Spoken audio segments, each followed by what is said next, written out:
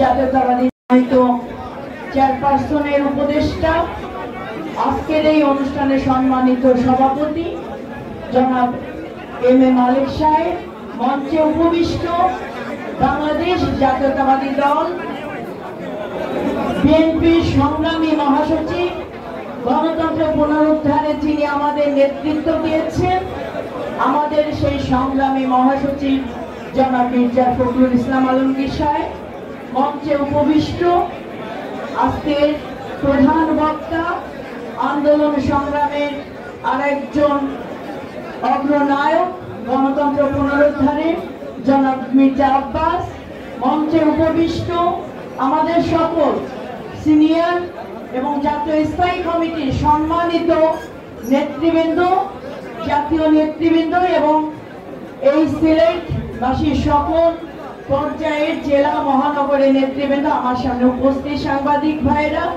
সবাইকে সংগ্রামী সালাম জানাচ্ছি, শুভেচ্ছা জানাচ্ছি। মহান স্বাধীনতার ঘোষক শহীদ প্রেসিডেন্ট জিয়াউর রহমান আজকে তার রুহের মাগফিরাত কামনা করে এবং বাংলাদেশের গণতন্ত্রের মা, সাবেক 3 বারের প্রধানমন্ত্রী দেশনেত্রী বেগম খালেদা জিয়া সুস্থতা কামনা করে আজকের এই দোয়া মাহফিলে আজকে আমাদের একটাই ব্রত হোক, এই পবিত্র পুণ্যভূমি সিলেট, যেখানে শাহজালাল মাজার, শাহপরানের মাজার থেকে আমরা মাজার জিয়ারতের মাধ্যমে বাংলাদেশের গণতন্ত্র, মানুষের ভোটের অধিকার এবং রাষ্ট্র বিনির্মাণের জন্য যে অঙ্গীকারবদ্ধ হয়েছে বাংলাদেশ জাতীয়তাবাদী দল, এই অঙ্গীকারবদ্ধ বাংলাদেশ জাতীয়তাবাদী দল নতুন নয়। প্রিয় ভাইরা, মহান স্বাধীনতার ঘোষক শহীদ প্রেসিডেন্ট জিয়াউর রহমান দেশের ক্রান্তিকালে স্বাধীনতার ঘোষণা দিয়েছেন, মুক্তিকামী জনতাকে মুক্তির পথ দেখিয়েছেন। শহীদ প্রেসিডেন্ট জিয়াউর রহমান ওই বাকশালকে ভেঙে শেখ মুজিবের শাসন ব্যবস্থাকে ভেঙে দিয়ে বহুদলীয় গণতন্ত্র প্রবর্তন করেছেন। দীর্ঘ 9 বছর ফ্যাসিবাদ এরশাদের বিরুদ্ধে লড়াই করে অপসীম সংগ্রামের নেতৃত্ব দিয়ে দেশনেত্রী বেগম খালেদা জিয়া আমাদের সংসদীয় গণতন্ত্র প্রবর্তন করেছে। প্রিয় ভাইরা, দীর্ঘ 17 বছর শেখ দলকে ঐক্যবদ্ধ রেখেছেন শুধুমাত্র একটা অধিকার প্রতিষ্ঠা করার জন্য, সেটা হচ্ছে গণতান্ত্রিক অধিকার।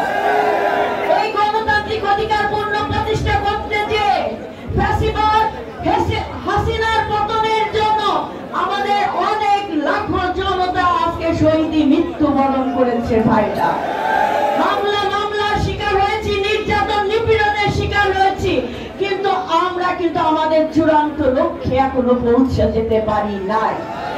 আমরা এই আন্দোলনের মাধ্যমে, ছাত্র জনতার এই গণ অভ্যুত্থানের মাধ্যমে আমরা ফ্যাসিবাদের পতন ঘটিয়েছি, কিন্তু আমাদের চূড়ান্ত লক্ষ্য হচ্ছে মানুষের গণতান্ত্রিক অধিকার পূর্ণ প্রতিষ্ঠা করতে হবে। ভাইরা, তাই বিএনপি সর্বপ্রথম সংস্কারের কথা বলেছে। এটা নতুন করে নয়, ভিশন 2030 দেশনেত্রী বেগম খালেদা জিয়া দিয়েছেন। ফ্যাসিবাদের বিরুদ্ধে দাঁড়িয়ে সর্বপ্রথম তিনি রাষ্ট্র কাঠামো মেরামতের জন্য ভিশন 2030 দিয়েছেন। দেশনায়ক জনাব তারেক রহমান 27 দফা কর্মসূচির মাধ্যমে সংস্কারের প্রস্তাব তুলেছেন। সর্বশেষ সকল রাজনৈতিক দলের মতামতের ভিত্তিতে জাতীয়ভাবে ঘোষণা দিয়েছেন 31 দফা কর্মসূচি এবং সংস্কার প্রস্তাব।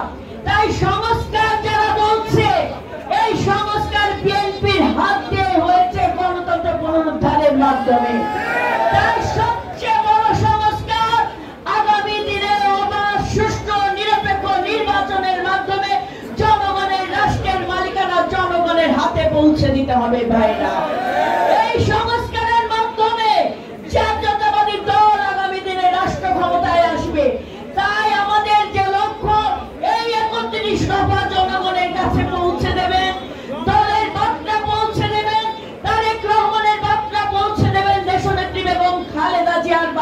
পৌঁছে দেবেন।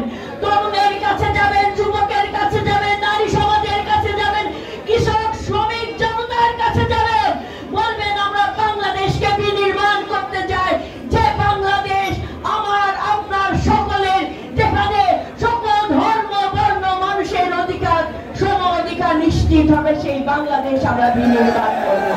আজকের এই পবিত্র ভূমিতে আমাকে আমন্ত্রণ জানানোর জন্য আমি যুক্তরাজ্য বিএনপির সংগ্রামী সভাপতি এম এ মালিক সাহেবকে ধন্যবাদ জানাচ্ছি এবং শপথ করছি